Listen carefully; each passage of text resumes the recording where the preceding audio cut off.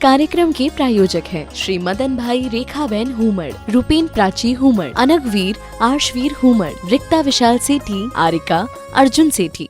दादा यदि ऐसी संभावना है तो दो ना आशीर्वाद लगा लेता हो तो जो होगा देखा जाएगा। उसने अपने तरीके से अपने पूरे जाति भाइयों को, बड़े बुजुर्गों को, सबको समझाया और सबको समझाने के पश्चात आज्ञा ले ली और घोषणा कर दी, खरगोश तू अपने आप को समझता क्या है? यदि हकीकत में तुझे रोए ऐश करनी है, दौड़ लगानी है, तो मैं तेरे साथ दौड़ने को तैयार हूं। जब कछुए ने चुनौती स्वीकार करते हुए ऐसी बात कही तो खरगोश जोर से हंसा। उसके सारी बिरादरी के लोग हंसे कि देखो ये, और कोई नहीं मिला पूरे जंगल में, ये आया बड़ा 30 मार खा जो दौड़ लगाए। ठीक है भाई, खरगोश के जाति प्रजाति के लोग तो हंसे ही। जंगल में जितने भी जानवर थे, शेर थे, भालू थे, चीते थे, हिरण थे, बारहसिंगा थे और जो जो जानवर थे, सब लोगों ने कहा कि अरे पगले ये क्या कर रहा है तुम? उसने कहा देखो तुम लोगों में दम नहीं थी इसलिए मैंने दम भरी है, और अब यदि मैंने कह दिया है तो मैं पीछे हटने वाला, रेस तो होगी। चलो जब तू जिद कर रहा है तो करवा देते हैं। रेस का दिन निश्चित हुआ, स्थान निश्चित हुआ, दूरी निश्चित हुई कि इस दिन इस स्थान से इतनी दूरी तक इन दोनों को दौड़ना है। जो दौड़ेगा वह विजयी घोषित कर दिया जाएगा।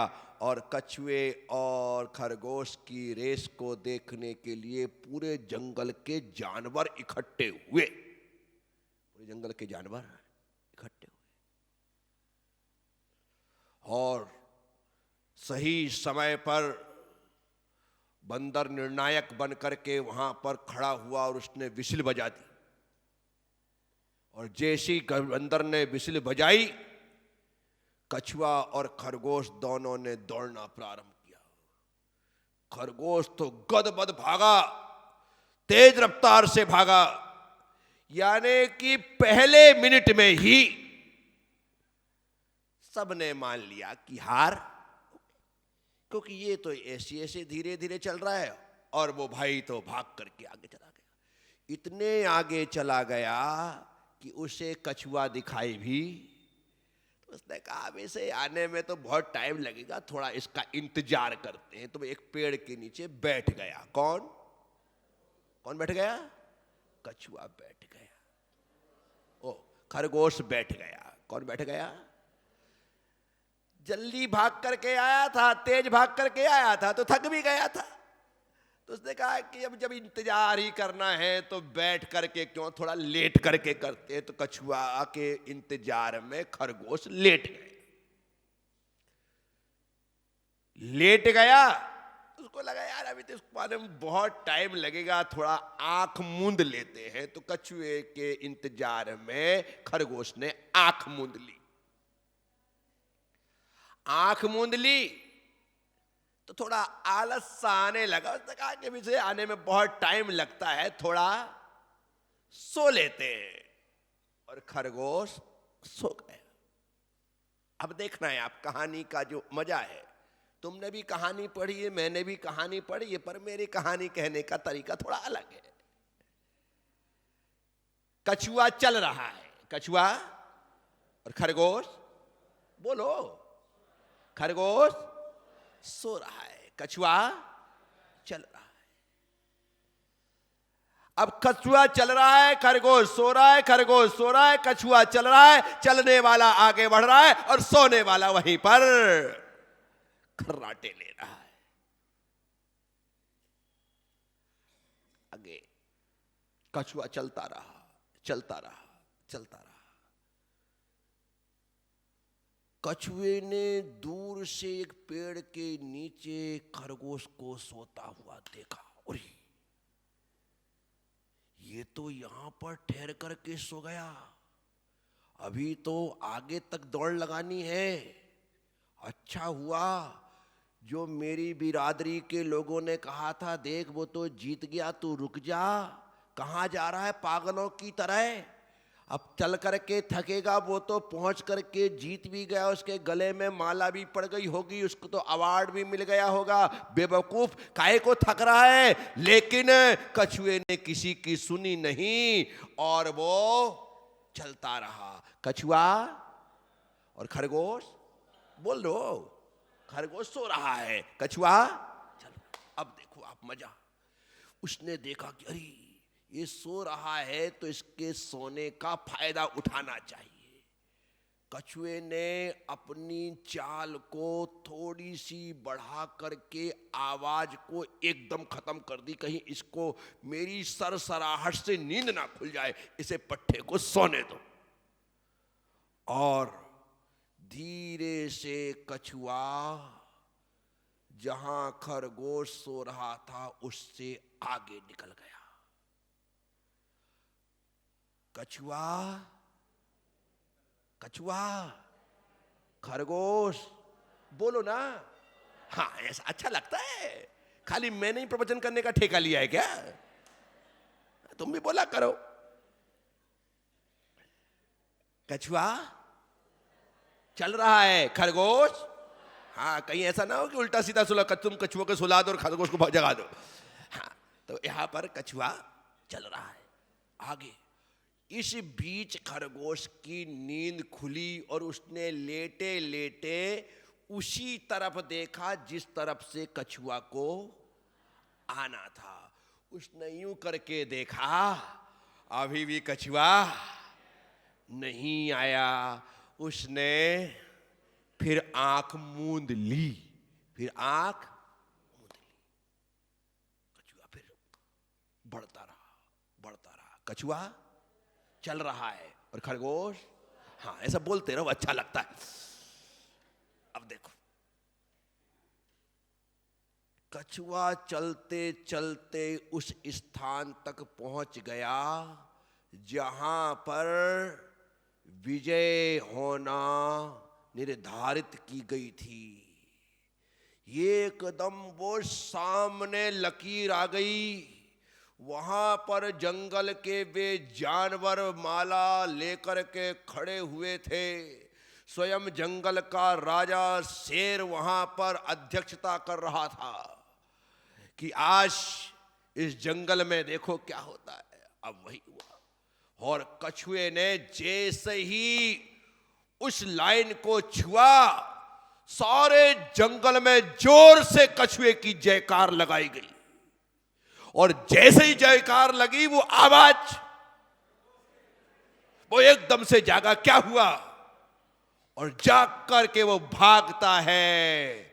लेकिन तब तक कछुआ जीत गया, जीत चुका होता है। वो तो जाकर के उसकी जीत की सेरेमनी में शामिल होता है। वह देखता है कि यार मैं हार गया। कछुआ क्यों जीता? क्योंकि वो लगातार कछुआ जीत गया। खरगोश क्यों हारा? क्योंकि वो मंजिल के पहले ही सोया नहीं, सोता ही रहा। इसलिए जो जागत है सो पावत है, जो सोवत है सो उठ जाग मुसाफिर भोर भई, अब रैन कहाँ जो सोबत है। साथिया, युक्ता है तुम्हारे पास, लेकिन तुम हाथ पर हाथ रख करके निठल्ले बैठे हुए हो। 24 घंटे का समय तुम्हें भी मिलता है और 24 घंटे का समय मुझे भी मिलता है। 24 घंटे का समय भगवान महावीर स्वामी को भी मिला और 24 घंटे का समय मारीची को भी मिला। 24 घंटे का समय भगवान पार्श्वनाथ स्वामी को भी मिला और 24 घंटे का समय कमठ को भी मिला। 24 घंटे का समय राम को मिला, 24 घंटे का समय रावण को मिला। 24 घंटे का समय कृष्ण को मिला, 24 घंटे का समय कंस को मिला। कमाल है, सबके लिए, अच्छों के लिए भी 24 घंटे हैं और बुरों के लिए भी। काम करने वालों के लिए भी 24 घंटे और नहीं करने वालों के लिए भी 24 घंटे हैं। 25वां घंटा स्पेशल किसी के लिए तैयार नहीं होता। इन्हीं 24 घंटे में कोई साधना करके भगवान बन जाता है और इन्हीं 24 घंटों में कोई निठल्ला हो करके बेवकूफ संसार में ही परिभ्रमण करता रहता है। मैं आप सबसे कहता हूं, समय तो उतना ही है, आपके ऊपर है कि आप उसका किस तरह उपयोग करते हैं, आपके ऊपर। हमने समय की कीमत समझी कहां है? हमने श्वासों की कीमत समझी कहां है? जब अटैक आता है ना, तब श्वास की कीमत समझ में आती है। जब नलियां चौक हो जाती है, तब श्वास की कीमत समझ में आती है। फिर उस समय एक श्वास के लिए 2, 5, 10 लाख आप यूं देने को तैयार हो जाते हैं कि जो लगे लगने दो। लेकिन साथियों, अभी कोई वैल्यू नहीं है।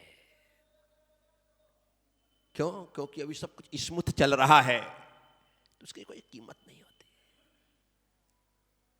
कीमत समझिए, हमारी एक एक श्वास लाखों रुपए की है। एक श्वास अटक जाए तो उसी दिन खेल खत्म। इतनी कीमती सांसों की कोई परवाह नहीं। समय कितना कीमती है, लेकिन कौन उसकी कीमत समझ रहा है? सुबह से शाम तक देखिएगा, हमारा ज्यादातर समय व्यर्थ के कार्यों में बर्बाद होता है या फिर खाली निठल्ले बैठे बैठे बर्बाद होता है। मोबाइल किस किस के पास है? अर्थात कौन कौन मोबाइल यूज करता है? सब यूज करते हैं। ऐसा तो कोई व्यक्ति, दुर्लभ प्रजाति का कोई प्राणी हो क्या? दुर्लभ प्रजाति ही दुर्लभ होगी उसकी, ऐसा कोई मिल जाए। है, एक आध तो रहते, दुर्लभ तो मिलते, ऐसा थोड़ी है क्या? सब मोबाइल यूज करते हैं। आपसे पूछता हूं, आप मोबाइल यूज करते हैं या मोबाइल आपको यूज करता है? जल्दी बोलो। आप मोबाइल यूज कर रहे हैं या मोबाइल आपको यूज कर रहा है?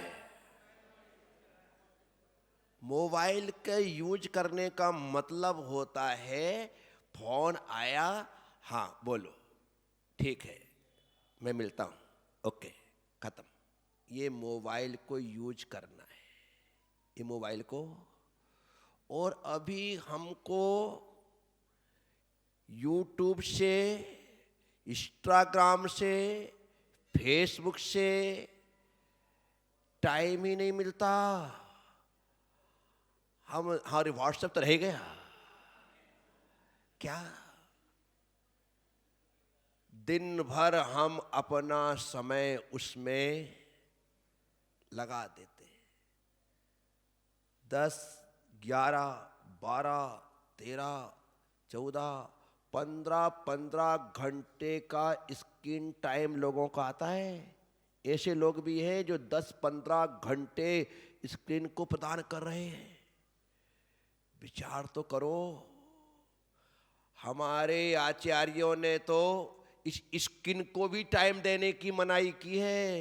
किस चमड़ी के लिए मत जी, तुम तो स्क्रीन को दे रहे हो, स्किन को दे रहे हो। अपनी सोल, अपनी आत्मा को समय कौन दे रहा है? कोई देने को राजी नहीं है। न आत्मा को समय दिया जा रहा है, न परमात्मा को समय दिया जा रहा है। कहाँ हमारे पास इनके लिए समय है?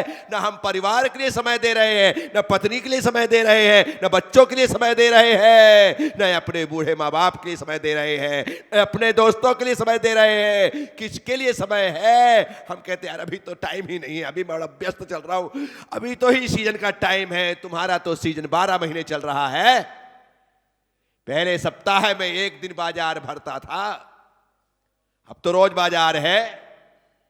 सुबह से लेकर के देर रात तक हाय हाय हाय हाय उसी में लगे हैं हम। विचार करो साथियों, किसके पास समय है क्या? किसी के पास समय नहीं। बेटे की पूरी छुट्टियां निकल जाती हैं पापा से बोलते बोलते, पापा प्लीज चलो ना, पापा प्लीज। बेटा 10 दिन बाद, ये बहुत टाइट चल रहा है, 10 दिन बाद पापा प्लीज। 10 दिन हो गए ना बेटा, तू देख रहा है कितना कितना कितना काम है, 1 मिनट की फुर्सत दुकान में नहीं मिलती। बेटा 10 दिन और रुक गया बेचारा। पापा छुट्टी खत्म होने के लिए आई, देखो ना आपके कहते कहते आपने तो 1.25 महीने निकाल दिया। अब आखिरी के 15 दिन और बचे हैं, चलो ना कहीं तो ले चलो घुमाने। बेटा 15 दिन है ना, लास्ट के 5 दिन में चलेंगे। 10 दिन और निकाल दिए। पापा अब तो समय आ गया, स्कूल खुलने वाले हैं। बेटा देख, मैंने कहा ना, मेरे पास जरा भी मरने की भी फुर्सत नहीं है, मेरे पास मरने की भी फुर्सत नहीं है। ऐसा कह करके हम बच्चों की हर साल की छुट्टियां निकाल देते हैं। क्यों? क्योंकि तुम्हारे पास मरने की भी फुर्सत नहीं है। और एक दिन जब तुम्हारा मरने का सही में वक्त आ जाता है तो तुम्हारा बेटा कहता, पापा प्लीज आज मरना मत, क्योंकि मेरे पास जलाने की फुर्सत नहीं है। मेरे पास प्लीज पापा मरना मत मेरे पास। साथियों,